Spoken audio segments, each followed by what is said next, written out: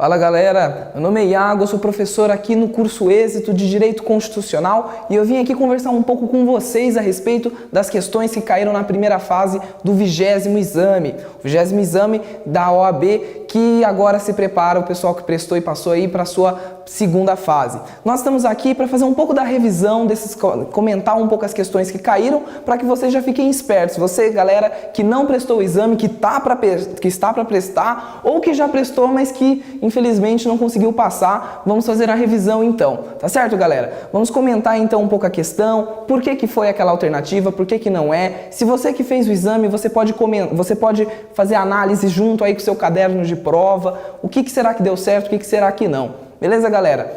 No link, no vídeo, eu acredito que a gente vai conseguir disponibilizar para vocês essas questões, que inclusive pode ser baixada diretamente no site da OAB Projetos. Beleza, galera? Vamos começar então com a primeira questão da prova branca do 20º exame, que é a questão número 13. Ela vai falar sobre um estudante de Direito que estava no primeiro ano e que ficou muito interessado a respeito do Conselho Nacional de Justiça.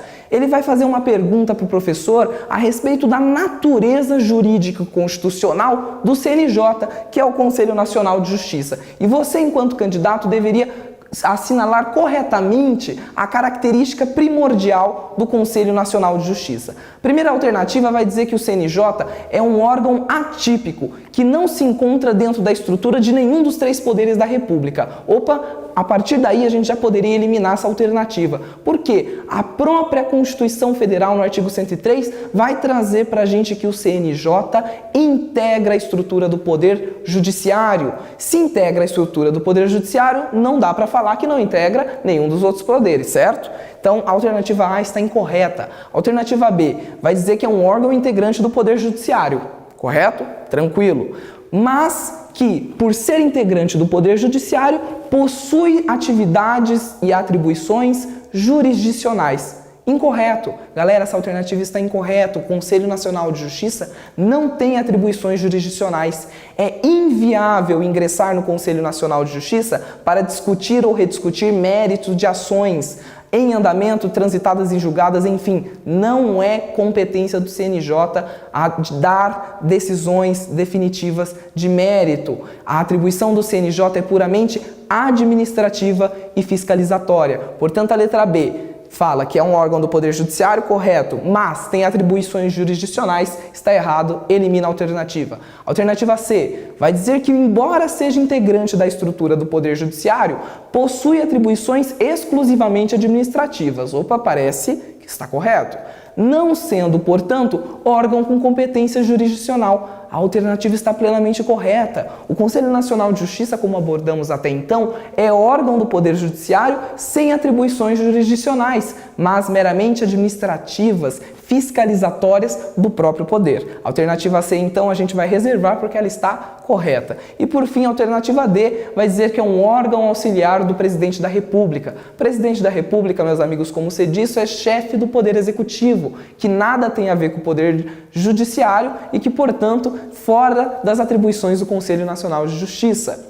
A próxima questão que eu gostaria de comentar com vocês é a questão número 14 do exame número 20, que vai falar para a gente sobre um governador num estado hipotético, o estado alfa. O estado alfa criou, por decorrência do poder constituinte derivado, criou o famoso Tribunal de Contas para fiscalizar as contas do Executivo, do Legislativo e assim por diante.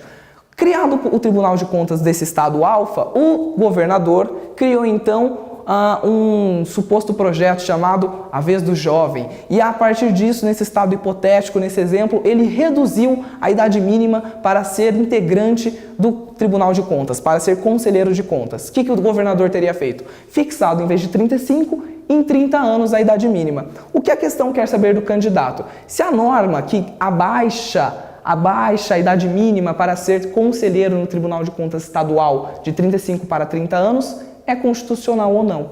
Vamos ver as alternativas. Alternativa A, ela vai dizer que a norma é inconstitucional. E por quê? Porque o padrão estabelecido na Constituição configura a típica cláusula de imposição de simetria. Meus amigos, essa já é a alternativa correta. Não pode as constituições estaduais reduzirem limites estabelecidos pela Constituição Federal. E por quê? Em razão do princípio da simetria.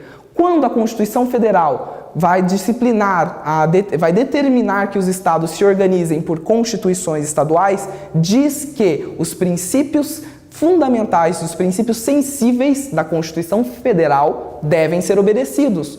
Portanto, idades de eleição, idades e estruturas organizativas devem ser mantidas em razão do princípio da simetria. A alternativa A está correta.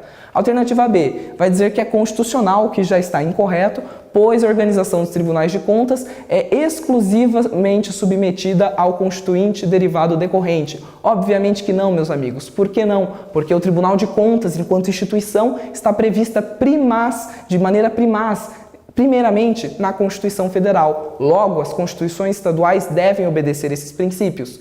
A alternativa C é constitucional, também está errado, pois está baseado na autonomia do Estado-membro e é basilar e inflexível que sustenta o Pacto Federativo, totalmente desassociada à segunda afirmativa da primeira, pois o Pacto Federativo determina que os Estados, ao se auto-organizarem, devem obedecer os princípios da Constituição Federal. E a alternativa D vai dizer que é inconstitucional, o que é correto. Porém, pois a estrutura do Poder Judiciário somente pode ser disciplinado na Constituição da República. Meus amigos, tribunais de contas, embora recebam esses nomes, são órgãos auxiliares do Poder Legislativo, de modo que o Poder Judiciário nada tem a ver com os tribunais de contas. Então a alternativa D está correta quando diz que é inconstitucional, mas ela está errada ao afirmar que o Tribunal de Contas é órgão do Poder Judiciário. Meus amigos, espero ter esclarecido um pouco sobre essas duas questões que caíram no 20º exame. Nos vemos no próximo bloco, quando comentaremos outras questões. Enquanto isso, curtam a nossa página no Facebook e deem like aqui no nosso canal. Um abraço!